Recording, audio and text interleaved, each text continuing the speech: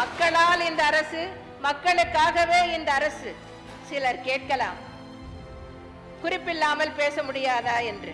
பேச முடியும், மணிக்கணக்கில் பேச முடியும், பொதுக்கூட்டங்களில் பேசுவது போல் முழங்க முடியும், செந்தமிழில் முழங்க முடியும். ஆனால் இத்தனை புள்ளி விவரங்களை நினைவில் வைத்துக் கொண்டு சொல்ல முடியுமா? ஒவ்வொரு துறையை எடுத்துக்கொண்டாலும் 36 துறைகள் இருக்கின்றன அரசாங்கத்தில்.